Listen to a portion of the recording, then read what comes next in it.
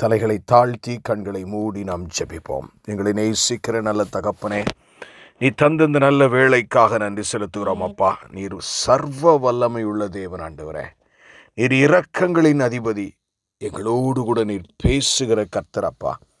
நீர் இந்த ஜனத்தோடு நீர் பேசும்படியாக நாங்கள் வேண்டி நிற்கிறோம் ஆண்டவரே. ஆண்டவரே, இந்த உலகத்தில் நாங்கள் ஒன்றும் கொண்டு வந்ததும் இல்லை, இதிலிருந்து ஒன்றும் கொண்டு போகவும் முடியாதப்பா. ஆகவே அநித்தியமான இந்த வாழ்க்கையில தேவனுடைய ராஜ்யத்திற்கான காரியங்களை வேதம் எங்களுக்கு கற்றுத்தருகிறது ஆண்டவரே. நாங்கள் மிக ஜாக்கிரதையோடு கூட வாழ நீர் எங்களுக்கு உதவி செய்யும். மீட்பெரும் இரட்சகருமாகிய இயேசு கிறிஸ்துவின் மூலம் ஜெபம் கேளும் எங்கள் ஜீவனுள்ள நல்ல பிதாவே. ஆமேன், ஆமேன். என கருமையானவர்களே, இன்றைக்கும் நாம் மிக முக்கியமான ஒரு கருத்தை சிந்தித்து கொண்டு வருகிறோம். அதைத்தான் நாம் தொடர்ந்து சிந்திக்க போகிறோம். வேதத்தின்படி நாம் விட்டு விலக வேண்டியவைகள், அது நபர்களாக இருக்கலாம், சூழ்நிலைகளாக இருக்கலாம், இரண்டுமாகவும் இருக்கலாம். The things that we need to leave according to the scriptures. ஏன்னா இது கடைசி காலம் பிரியமானவர்களே. பிசாசானவன் எவனை வஞ்சிக்கலாமோ என்று அலைகிற காலம். உங்களை பாதுகாக்க வேண்டியது உங்கள் கடமை. என்னது? உங்கள் ஆன்மீகத்தை, உங்கள் ஆவி ஆத்மாவை சரீரத்தை பாதுகாக்க வேண்டியது உங்களுடைய கடமை. நிறைய விஷயங்களிலே பார்த்தீங்கன்னா, படிப்பிலிருந்து ஆர்ட், சயின்ஸ், எல்லா பக்கமும் அவன் கை வைத்து கொண்டே வருகிறான். பிரத்யட்சமாக சபைகளிலே அதிகமாக அவனுக்கு அதான் ஃபோக்கல் பாயிண்ட்டு. ஆமென். அவனுடைய ராஜ்யம் தேவனுடைய ராஜ்யத்திற்கு விரோதமான ஒன்று. ஆகவே நீங்கள் மிக கவனத்தோடும் எச்சரிப்போடும், எந்த அளவுக்கு ஆண்டவர் சொல்லியிருக்கிறாங்கன்னா, பாம்பை போல் வினாவுள்ளவர்களாயிருங்கள் என்று வேதம் சொல்லுகிறது. அல்லேலூயா. இதுக்கு மேலே மனுஷன் புரிகிற மாதிரி ஒரு எக்ஸாம்பிளை கொடுக்கவே முடியாதுங்க. ஆவியானவர் அப்படி எழுதி வைத்திருக்கிறார். ஆனால் புறாவை போல கபடற்றவர்களாய் நாம் இருக்க வேண்டும். நாம் இதற்காக மைய பொருளாக 2 வார்த்தைகளை நாம் வாசித்து தியானித்து நாம் செய்திக்கு நேராய் போவது வழக்கம் உண்டு. நம்முடைய மூல வசனம் என்று நாம் ஆவியானவர் நமக்கு கொடுப்பார் இல்லையா? அதை வைத்து தான் நம்ம ஒவ்வொரு செய்திகளையும் நாம் கொண்டு செலுத்துகிறோம். எபேசியர் 4ஆம் அதிகாரம் 14ஆம் வசனம். எபேசியர் 4ஆம் அதிகாரம் 14ஆம் வசனம். நாம் இனி குழந்தைகளாயிராமல் மனுஷருடைய சூதும் வஞ்சகத்திற்கேதுவான தந்திரமுள்ள போதகமாகிய பலவிதமான காற்றினால் அலைகளைப் போல அடிபட்டு அலைகிறவர்களாயிராமல். என்னெல்லாம் அழகாக இருக்கு பாருங்களேன். நீ குழந்தையா இருக்கக்கூடாது.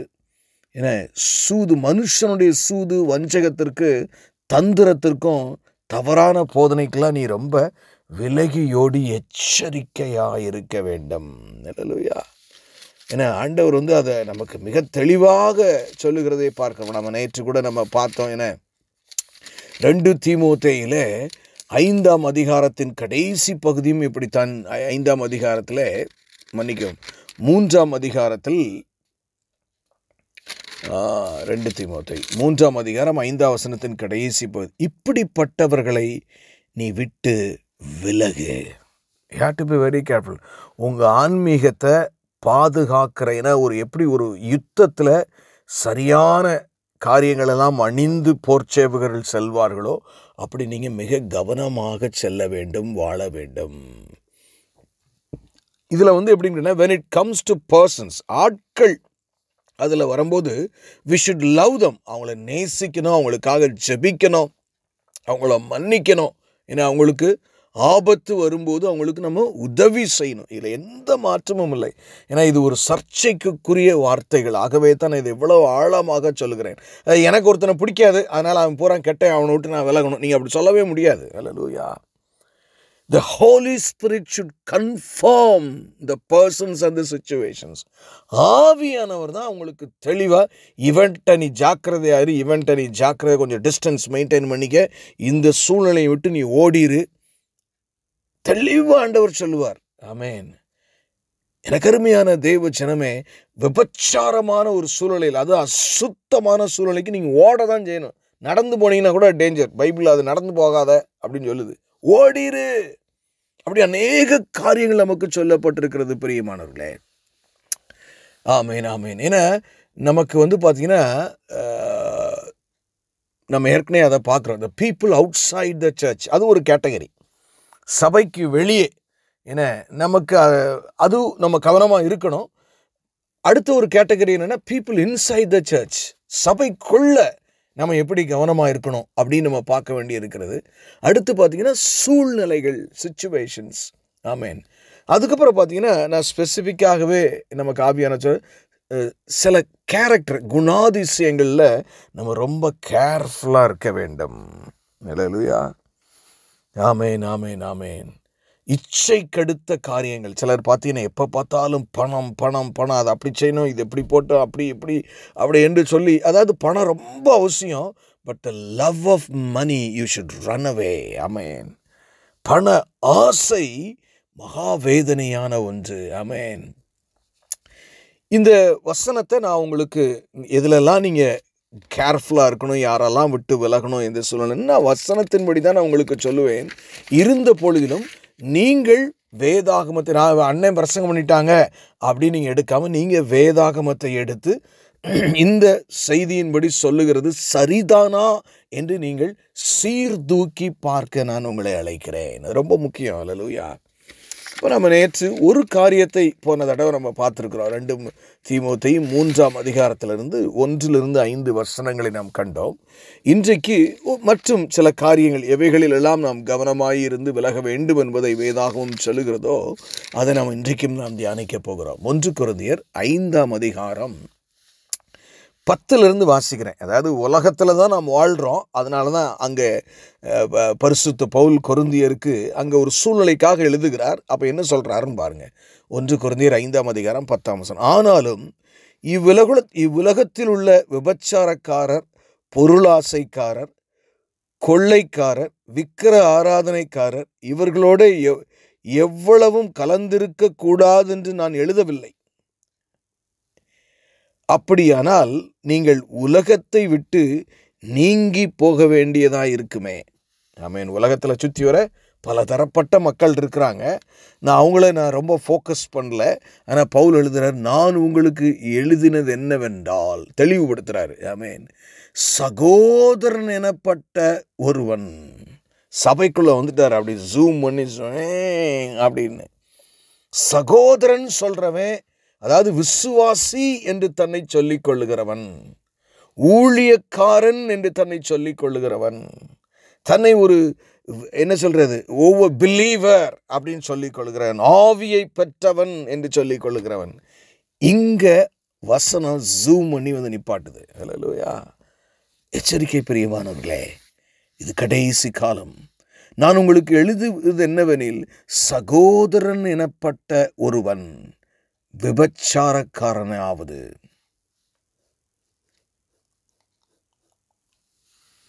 You have to think. என்னையா இது? சபைக்குள்ளே தன்னை விசுவாசி என்று சொல்லுகிறவன். எனக்கு அருமையான தேவஜனமே, நான் நிறைய காரியங்களை இந்த விஷயத்தில் உங்களுக்கு சொல்லக்கூடும். நிறைய காரியங்களை நான் சொல்லக்கூடும். நான் ஒரு சமயம் சென்னையில், ஏன்னா இதிலெல்லாம் உங்கள்கிட்ட நான் அந்த மேட்டரை சொல்லவே முடியாது, அவ்வளவு கேவலமான விஷயங்கள்.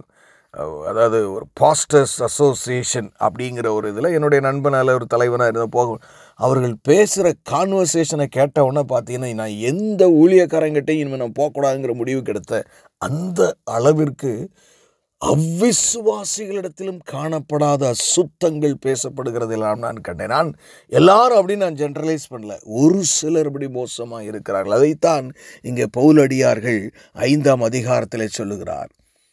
விசுவாசின் தன் சொல்லிக்கிறது அப்படி, ஆனால் வாழ்க்கையின் முக்கியத்துவங்கள், இச்சைகளுக்கு விலை போகிறவர்களை குறித்து நீங்கள் என்ன செய்யணுமா? ஆமேன். அவங்க கிட்டே இருக்கக்கூடாதுன்னு பைபிள் சொல்லுதுங்க. அவங்களோட பக்கத்தில் கொஞ்சம் சாப்பிடாதேங்குது. கடைசியில் வாசிக்கும்போது நான் உங்களுக்கு சொல்லுகிறேன். அப்போது நீங்கள் தான் விஜிலண்ட்டாக இருக்கணும். என் பக்கத்தில் வந்து உட்கார்றாங்க, கும்பிடு போடுறாங்க, வைக்கிறாங்கன்னு சொன்னால் அதை எல்லாரையும் ஒரு சந்தேக கண்ணோடையே பார்க்க வேண்டும் என்று வேதம் சொல்லவில்லை.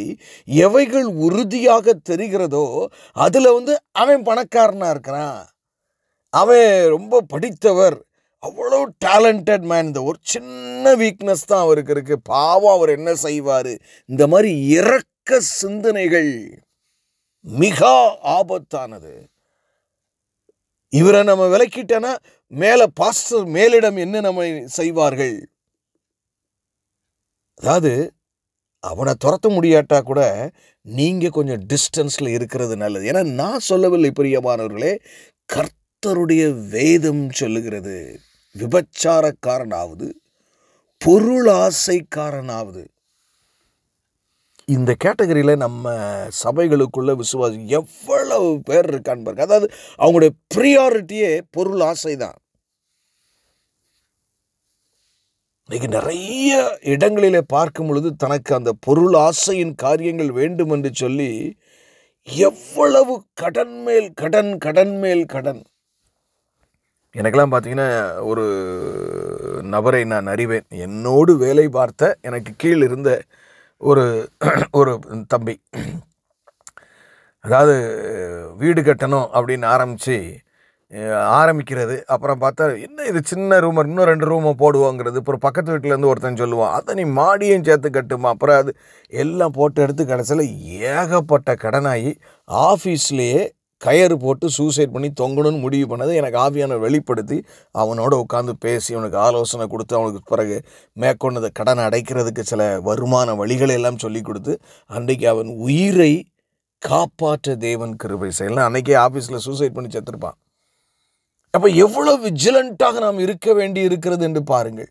இந்த பொருள் ஆசை, அதாவது வீடு கட்டணும், கண்டிப்பாக எல்லாத்துக்கும் ஒரு சொந்த வீடு வேணும், எல்லாமே 1 இல்லை 3 கூட வச்சுக்கோங்க. ஆனால் பொருள் ஆசை இருதயத்தை குறித்து வேதாகமம் சொல்லுகிறது. அப்போது பகுத்தறிகிற அந்த ஆவிகளை பகுத்தறிகிற கிருபைக்காக நீங்கள் ஜெபிக்க வேண்டும். பகுத்தறிகிற கிருபைகளுக்காக ஜெபிக்க வேண்டும். ஆண்டவரே, எனக்கு இவைகளிலே ஒரு பகுத்தறிவு வேண்டுமே. நிறைய பேர் நம்ம நீடுக்காகவே ஜெபம் பண்ணுறோம். தப்பில்ல, கேளுங்க, தப்பில்லை. ஆனால் நீங்கள் எதுக்காக அதிகமாக ஜெபிக்கணும்னா, இந்த மாதிரி இது எனக்கு தெரியலையே, இதனால போய் நான் மாட்டிக்கிட்டு முழிக்கிறேனே பின்னாடி. பொருளாசைக்காரனாவது, விக்கிர ஆராதனைக்காரனாவது. இதில் இதை நீ யோசிக்கலாம். விசுவாசின்னு சொல்லப்பட்டிருக்கான எப்படி விக்கிர ஆராதனைக்காரன் ஆகுதுன்னு சொன்னால், அந்த காலத்தில் பார்த்தீங்கன்னா இது ஒரு கொஞ்சம் அங்கிட்டு ஒரு ஃபங்க்ஷன் நடந்தால், இங்கேயுமே இப்போ நமக்கு இருக்குல்ல, அங்கிட்டு ஒரு ஃபங்க்ஷன் நடந்தால் அங்கிட்டு போயிடுவாங்க. அப்படியே ஃப்ரெண்ட்ஸ், ரிலேட்டிவ்ஸ், அதை எப்படி அவங்கள வேணான்னு சொல்கிறது அப்படின்னு சொல்லி அப்படியே அங்கே போய் நம்ம விக்கிராதனைக்காரர். அதாவது நீங்கள் இந்த விக்கிராதனைக்காரனை பொறுத்தவரை இன்னும் கொஞ்சம் நான் டீட்டெயிலாக நான் சொல்லணும்னு நினைக்கிறேன். நான் நேற்று கூட உங்கள்கிட்ட ஒரு கேள்வி கேட்டேன். ஆமாம், what kind of God you believe in? நீ எப்படிப்பட்ட தெய்வத்தை, அதாவது இந்த விக்கிரகங்கள் எல்லாம் எப்படி தோன்றுகிறது என்றால், இறைவனை குறித்து அவங்களுக்கு முதல்ல ஒரு எண்ணம் தோன்றும், ஒரு ஒப்பீனியன் சொல்லுவாங்க. இப்படித்தான், அப்படி இருக்கிறது தான் சில அதுக்கு ஒரு உருவத்தை கொண்டு வரார்கள். ஆனால் ஒரு கிறிஸ்தவனாக இருந்தும் கூட விக்கிர ஆராதனையில் இருக்க முடியும். அவனுக்கு என்னன்னு கேட்டிங்கன்னா, இறைவன் இப்படித்தான், நான் அவரை இப்படித்தான் நான் பார்ப்பேன். அது வேதத்தின்படி சரியில்லாத ஒன்றாக இருக்கும். ஆகவே விக்கிரக ஆராதனைங்கிறது நம்முடைய ஒப்பீனியன் அபவுட் காட். ஆமென். நம்ம இன்னைக்கு சொல்கிறோம்ல சபைகளில், நான் நேற்று ஒரு சபையில் கூட நல்லா எல்லாம் நடக்குது. ஆனால் அன்கண்டிஷ்னல் லவ் ஆஃப் காட், அது என்னைக்கு ஆண்டவர் அன்கண்டிஷ்னலாக உலகம் பூரா நேசித்தார்னு சொல்லி எனக்கு என் பைபிளில் இல்லை. விசுவாசிகளை அவர் நேசிக்கிறார். அல்லேலூயா. எனக்கு அருமையானவர்களே, அப்படி நம்ம பார்த்தீங்கன்னா கவனம், what kind of God you believe in, ஜாக்கிரதையோடு இருக்க வேண்டும். அதாவது தேவனுக்கு பிரியமல்லாதவைகளை தன்னிடமாக கொண்டிருக்கிற எந்த காரியமும் விக்கிரக ஆராதனை தான். நல்லா தெரிஞ்சுக்க பிரியமானவர்களே, 2 கிங்டம் இருக்கு. இன்னைக்கு நிறைய பேருடைய பிரச்சனை என்ன தெரியுமா? நான் சொல்லுகிற மிக கவனமாய் கேளுங்கள். இயேசு கிறிஸ்து எனக்கு வியாதின்னு வந்துட்டா அவர் மகா பெரிய வல்லமை உள்ள தேவனா, அதாவது god should be sovereign over my problem நம்ம சொல்லுவோம். அப்படின்னா தேவன் எல்லாவற்றையும் செய்ய வல்லவராய் என் வியாதியின் மேலும், என் பிள்ளைகளின் மேலும், என்னுடைய கடன்களின் மேலும், என்னுடைய கடினமான சூழ்நிலையின் மேலும் வந்து என்னை அப்படியே விடுதலையாக்க வேண்டும். ஆனால் நான் அவர் சப்ஜெக்டாக இருக்க எனக்கு விருப்பமே இல்லை. இதுதான் நிலைமை. அதாவது என்னன்னா, அவர் வல்லமையுள்ள தேவனாய் வந்து என் வாழ்க்கையில எல்லாவற்றையும் செய்யணும். ஆனால் நான் அவருக்கு பூர்ணமாக ஒப்பு கொடுத்து கீழ்ப்படிய மாட்டேன். I don't want to become his subject. அதனால தான் பிரியமானவர்களே, நிறைய நேரங்களில் தேவனுடைய வல்லமைகள் இன்றைக்கு சபைகளில் நம்முடைய வாழ்க்கையிலும் காணப்படுகிறதில்லை. ஆண்டவர் கேட்பார், நான் சர்வ வல்லமுள்ள தேவராய் உன் வாழ்க்கையில இறங்கி வர வேண்டுமானால் நீ என்ன செய்ய வேண்டும்? உன்னை எனக்கு அர்ப்பணிக்க வேண்டும். நானே உன் ராஜா என்று ஏற்றுக்கொள்ள வேண்டும். இந்த நிலைமையிலிருந்து விலகிற எல்லாமே விக்கிரக ஆராதனை தான். மிக ஜாக்கிரதையாய் புரிந்து கொள்ளுங்கள் பிரியமானவர்களே.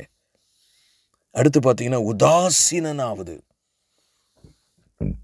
உதாசீனப்படுத்துகிறவன், காசையும் சரி மரியாதைகளையும் சரி, என்னை எல்லாரையும் குறை சொல்லி, அதாவது கிறிஸ்தவன் வந்துட்டாலே போதும், அந்த இடத்துல இல்லாத இன்னொருத்தனை பற்றி பேசுகிறதா இன்றைக்கி ரொம்ப ஒரு ஃபேமஸான காரியம். அப்படி செய்யவே கூடாது.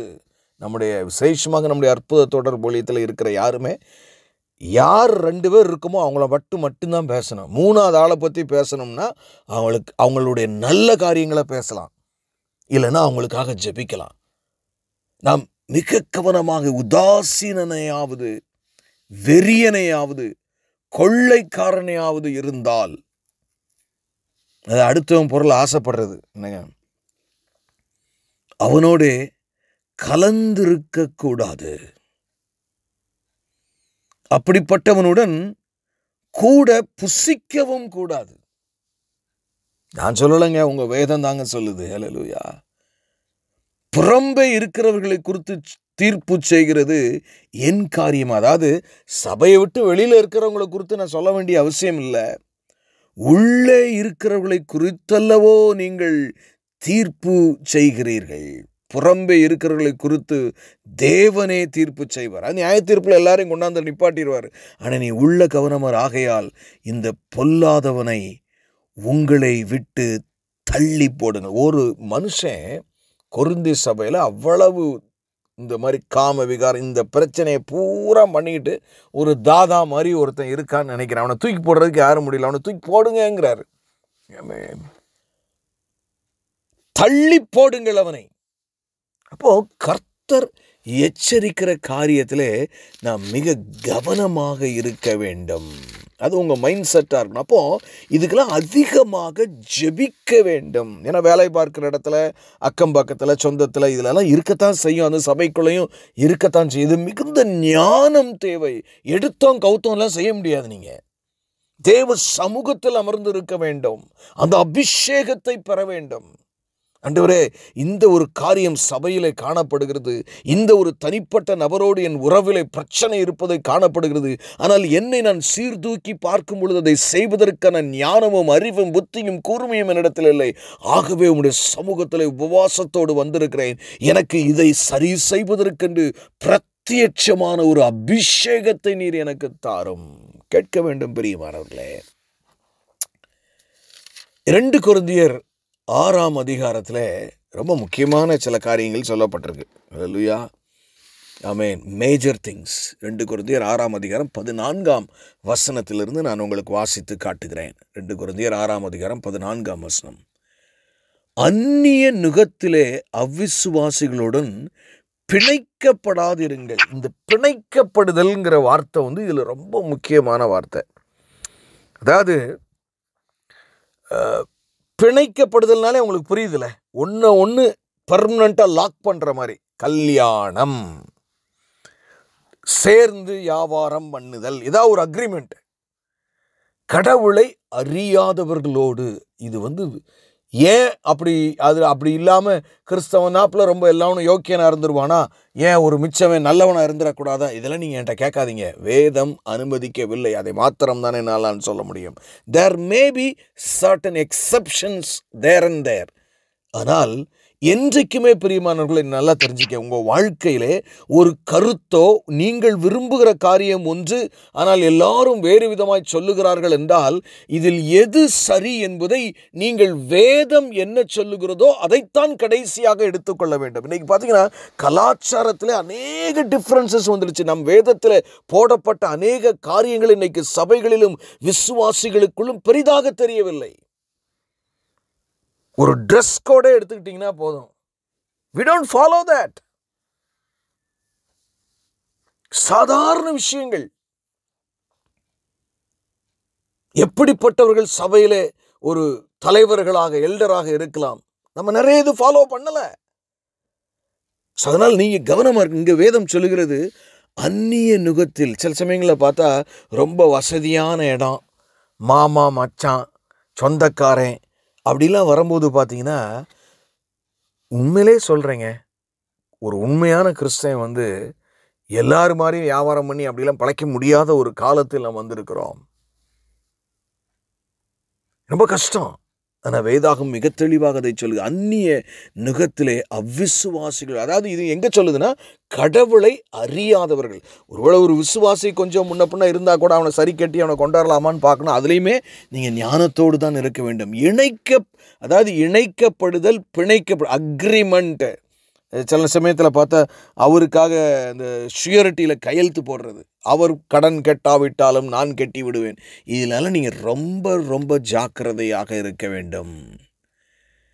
நீதிக்கும் அநீதிக்கும் சம்பந்தம் ஏது? வேதம் அதை எப்படி அதாவது நல்லா தெரிஞ்சுக்க. நமக்கு 4 விஷயம் நல்லதா தெரியலாம், இல்லை கெட்ட. கடவுளுடைய ராஜ்யத்தின் பிரின்சிபிள்னு ஒன்று இருக்கு. இந்த காட்ஸ் கிங்டம் ஆஃப் காட்னு என்ன நினைக்கிறீங்க? அவர் ஒரு ராஜா. அங்கே மந்திரி சபை அதெல்லாம் கிடையாது. ராஜா சொல்றதான் சட்டம். அந்த சட்டத்துக்கு ஒரு நல்ல ராஜா அவர் ஒரு காலமும் தீமையை சொல்ல மாட்டார். அவருக்கு தெரியும் இது போனால் எங்கே போய் முடியும்னு. ஆகவே நாம் இந்த பிணைக்கப்படுகிற விஷயத்தில் நாம் மிக ஜாக்கிரதையாக இருக்க வேண்டும். ஆண்டவர்கிட்ட கேட்கணும். சாதாரண ஒரு ஊழியத்திற்கு வாங்க அப்படின்னு சொன்னா கூட, அப்பா நான் போலாமாப்பா, நீங்க வேற ஏதாவது சொல்றீங்களா, என்ன ஏது நிதானிக்க வேண்டும். ஏன்னா நல்லதெல்லாம் தேவ சுத்தமா இருக்க முடியாது பிரியமானவர்களே. மிக ஜாக்கிரதையாக இருக்க வேண்டும். நீதிக்கும் அநீதிக்கும் சம்பந்தம் ஏது? ஒளிக்கும் இருளுக்கும் ஐக்கியம் ஏது? கிறிஸ்துவுக்கும் பேலையாளுக்கும் இசைவேது? அவ்விசுவாசிகளுடனே விசுவாசிக்கும் பங்கேது? எனக்கு அருமையான தேவஜனமே, தேவனுடைய ஆலயத்துக்கும் விக்கிரகளுக்கும் சம்பந்தம் ஏது? நான் அவர்களுக்குள்ளே வாசம் பண்ணி அவர்களுக்குள்ளே உலாவி அவர்கள் தேவனாயிருப்பேன், அவர்கள் என் ஜனமாயிருப்பார்கள் என்று தேவன் சொன்னபடி நீங்கள் ஜீவனுள்ள தேவனுடைய ஆலயமாய் இருக்கிற. நீ எப்பரா மிச்சவனோடு உறவு கொள்ள முடியும்? அதாவது தேவன் வெறுக்கிற காரியங்களை செய்கிற ஜனங்களோடு ஜாக்கிரதை. உங்கள் பிள்ளைகளுடைய கல்யாண விஷயங்கள்லாம் வரும்போது you have to be very very careful. இப்பொழுதே நீங்கள் ஜெபிக்க வேண்டும். ஒரு வயசுலேயே ஜெபிக்க ஆரம்பிக்க வேண்டிய அவசியப்பட்ட காலத்துக்கு இப்போ வந்துட்டோம் நம்ம. ஆமென். என்ன அழகா ஆண்டவர் சொல்றாரு பாருங்களேன். அவர்கள் என் ஜனமாய் இருப்பார்கள் என்று தேவன் சொன்னபடி நீங்கள் ஜீவனுள்ள தேவனுடைய ஆலயங்களாயிருக்கிறீர்களே. What a privilege. ஆனபடியினால் நீங்கள் அவர்கள் நடுவிலிருந்து புறப்பட்டு பிரிந்து போய், எவ்வளவு ஒரு டெட்டர்மைண்டா சொல்ல. நீ ஒருவேளை அப்படி ஒரு சூழ்நிலை வந்தால் நீ அதில் தயவு செய்து இன்வால்வ் ஆயிராத. ஆண்டவர் சொல்றாருங்க. ஹல்லேலூயா. நீங்கள் அவர்கள் நடுவிலிருந்து புறப்பட்டு பிரிந்து போய் அசுத்தமானதை தொடாதிருங்கள் என்று கர்த்தர் சொல்லுகிறார். எவ்வளவு இஸ்ரவேல் ஜனங்களுக்கு இப்படி பல முறை சொல்லியும் அங்கிட்டு பார்த்தீங்கன்னா கிடா வெட்டி சோறு போட்டோம்னா அங்கிட்டு போயிடுவாங்க எல்லாரும். போட்டு அடி, அவங்க ஆண்டவர்கிட்ட அடி வாங்கினது அவ்வளவு ஜாஸ்தி. இதனுடைய பின்னணியும் நிறைய பேருக்கு தெரிகிறதில்லை பிரியமானவர்களே. ஏன்னா நீங்கள் இப்படி பிணைக்கப்படும் பொழுது பிசாசினுடைய ராஜ்யம் உங்களிடத்தில், உங்கள் பிள்ளைகளிடத்தில் வந்து உரிமையோடு நிற்கும். இருளின் ஆதிக்கம் நமக்குள்ளே தொடர்ந்து வரும். நம்ம நினைப்போம் இது என்ன ஒரு பிஸ்னஸ்க்கு 4 காசு சம்பாதிக்கிற தப்பாங்க அப்படின்னு நம்ம நினைப்போம். ஏன்னா பின்னணியில் ஒரு ஆன்மீக பெரிய உலகம் இருக்கிறது. எச்சரிப்போடு நீங்கள் வாழ வேண்டும் பிரியமானவர்களே. 18ஆம் வசனம், அப்பொழுது நான் உங்களை ஏற்றுக்கொண்டு உங்களுக்கு பிதாவாயிருப்பேன், நீங்கள் என் குமாரரும் குமாரத்திகளுமாயிருப்பீர்கள் என்று சர்வ வல்லமுள்ள கர்த்தர் சொல்லுகிறார். என்ன வாஸ்து பார்த்தீங்களா, புரிஞ்சுங்களா அதில் என்ன சொல்லுதுன்னு? நான் உங்களை ஏற்றுக்கொண்டு எப்போ? அப்பொழுது. எப்பொழுதுன்னு என்ன அர்த்தம்? நீ அந்நிய நுகத்திலே பிணைக்கப்படாமல் இருப்பாயானால். பிணைக்கப்பட்டுட்டா நான் கைவிட்டுருவேங்கிற மாதிரி இருக்கு. நீ பிணைக்கப்பட்டுட்டா எப்படின்னா, நல்லா பாருங்க, நான் உங்களை ஏற்றுக்கொள்ள மாட்டேன், என உங்களுக்கு பிதாவாய் இருக்க மாட்டேன், நீங்கள் எனக்கு குமாரரும் குமாரத்திகளும் இருக்க மாட்டீர்கள், சர்வமுள்ள கர்த்தர் சொல்லுகிறார். இது பாசிட்டிவாக இருக்கு. நான் அப்படியே நெகட்டிவாக உங்களுக்கு சொல்லியிருக்கேன்.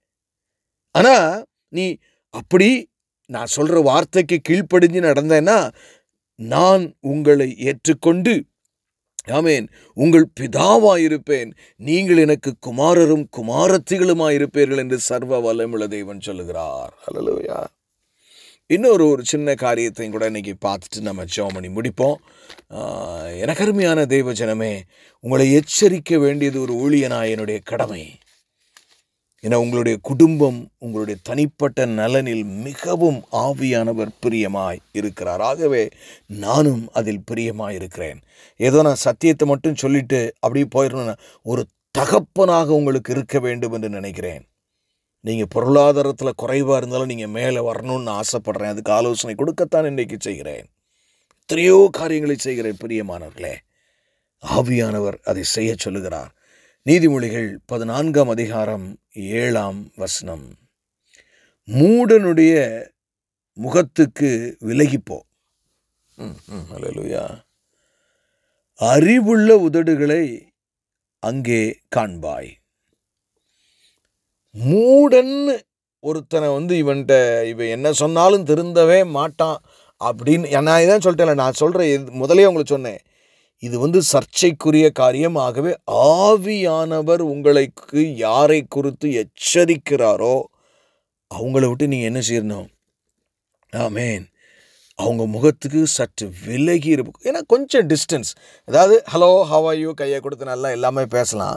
அதில் ஒன்றும் தப்பில், எப்படி இருக்கிறீங்க, நல்லா இருக்கிறீங்களா, ரொம்ப சந்தோஷம், நான் உங்களுக்கு ஆட்சியம் பண்ணுறேன் வைக்கிறேன், எல்லாம் சரிதான். ஆனால் அவங்கள க்ளோஸாக, ஒருவேளை அவங்க திருந்துறதுக்கும் வாய்ப்பு இருக்குல்ல. ஆண்டவருடைய பிள்ளைகளாக இருந்தால் திருந்துறதுக்கு வாய்ப்பு இருக்குது. ஏன்னா புறஜாதியாக கடவுளை அறியாதவங்கன்னா கண்டு நம்ம அப்படி சொல்லலாம். It's a very delicate. இதனால தான் நிறைய போதகர்கள் இந்த செய்தியை கொடுப்பதில்லை. ஆமேன். ஆனால் வேதம் இவ்வளவு எச்சரிக்கிற ஒன்றை நாம் சற்று சீர்தூக்கி பார்க்க வேண்டியது நம்முடைய அவசியமாய் இருக்கிறது. அல்லேலூயா. இன்னொரு காரியத்தை கூட நம்ம பார்த்துட்டு முடிச்சிருவோம். நம்ம 1 தீமோத்தேயு 6ஆம் அதிகாரத்திலே ஒரு காரியம் சொல்லப்பட்டிருக்கிறது. 3-5 வசனங்கள். 1 தீமோத்தேயு 6ஆம் அதிகாரம் 3-5 வசனங்கள். மிக கவனமாய் கேளுங்கள் பிரியமானவர்களே. ஒருவன் நம்முடைய கர்த்தராகிய இயேசு கிறிஸ்துவின் ஆரோக்கியமான வசனங்களையும் தேவ பக்திக்கேற்ற உபதேசங்களையும் ஒப்புக்கொள்ளாமல் வேற்றுமையான உபதேசங்களை போதிக்கிறவரானால், எப்படி? ஆரோக்கியமான உபதேசம், அதான் அவர் பிரசங்கம் பண்ண மாட்டார், அந்த மாதிரி ஆள். அவர் என்ன? வேற்றுமையான உபதேசங்களை போதிக்கிறவர்கள். அப்போ நீங்கள் பைபிளை சரியாக தெரியாமல் எவன் வேற்றுமையான போதகத்தை போதிக்கிறான் என்பதை உணர முடியாது. ஆகவே தான் நான் உங்களுக்கு சொல்லுகிறேன், உங்கள் வேதத்தை சரியாக வாசியுங்கள்.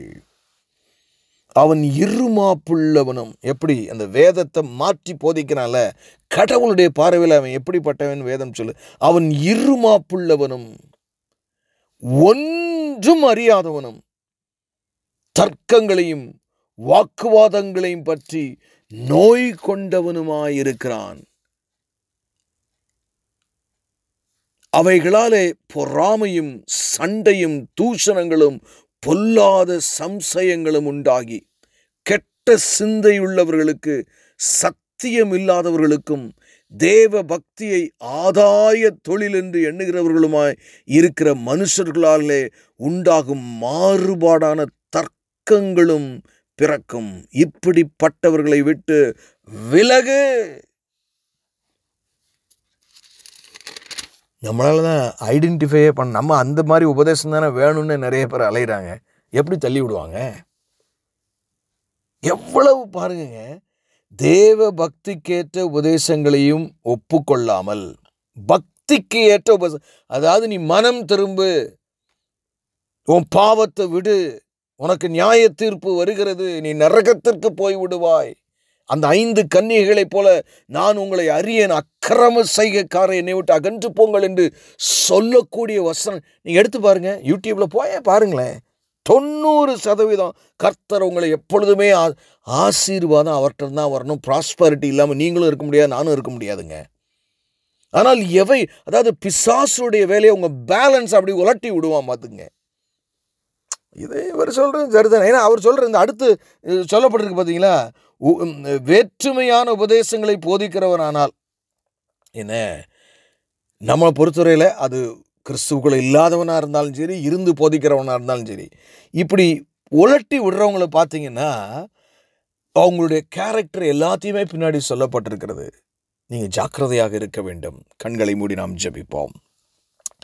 எங்களை நேசிக்கிற நல்ல தகப்பனே, இந்த நல்ல வேலைக்காக நன்றி செலுத்துகிறோம் ராஜா. இந்த பொல்லாத உலகத்தில் ஆண்டவரே, நாங்கள் ஞானத்தோடும் விவேகத்தோடும் வாழ நீர் எங்களுக்கு அருள் செய்ய வேண்டுமாய் ஜெபிக்கிறோம் ஆண்டவரே. உலக ஆசையிலும் ஆண்டவரே, இச்சையின் காரியங்களிலும் ஆண்டவரே, மூடத்தனங்களிலும் மூட பழக்க வழக்கங்களின் ட்ரெடிஷன்ஸ் ஆண்டவரை ஏற்றுக்கொண்ட பின்பும் நான் பழைய காலத்து பாரம்பரியங்களை பின்பற்றுகிறவர்களாய் நாங்கள் இராதபடி வேத உபதேசங்களில் தெளிவுள்ளவர்களாயிருந்து உமக்கு பயந்து நடக்கிற ஒரு ஆவியை நீர் எங்களுக்கு தாரும் ஆண்டவரே. பெரிய காரியங்களை செய்யும் மீட்பெரும் இரட்சகருமாகிய இயேசு கிறிஸ்துவின் மூலம் ஜெபம் கேளும் எங்கள் ஜீவனுள்ள நல்ல பிதாவே.